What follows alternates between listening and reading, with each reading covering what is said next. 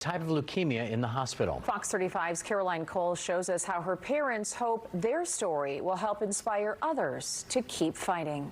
Zayda Madrid is just 2 years old, but she's been through what most people never have to deal with in their entire life. It was very scary. It was a moment of disbelief. Zayda's parents, Evangelist and Savannah, describe her as bright, playful, and resilient. They say she had just turned 2 years old when she was diagnosed with acute lymphoblastic leukemia, the most common type of childhood cancer. Mom was the one who said, something's not right here. Fever after fever, and nobody else was sick at this point, and she's just screaming. I say we're probably about 2 days into her being immobile, and Mom says, like, what do you want to do, because this is concerning. It's just like, take her. After blood tests, bone marrow procedures, and doctor consultations, the family of 9 had found out the youngest of the bunch had cancer. We didn't think, okay, our child has cancer. We didn't think, okay, the fever and the lymph, like 1 + 1 = this. Zayda's parents are not alone.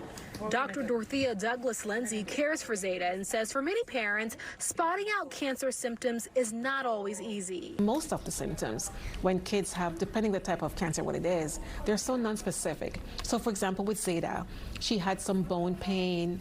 She didn't really want to move around too much. Sometimes we have parents just think it's growing pain, which is common. Growing pains are common. We have kids who come with a fever, and then we found that they actually have leukemia. Her advice to parents is quite simple. Just go with your gut.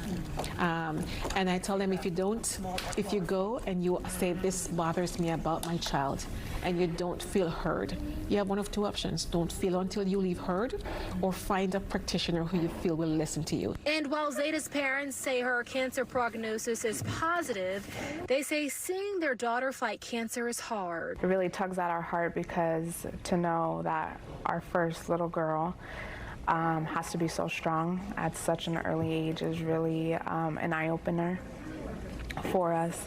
A big battle Zayda is facing, one small step at a time. In Orlando, I'm Caroline Cole, Fox 35 News. And Zayda's parents say she will continue her treatment for the next 2.5 years.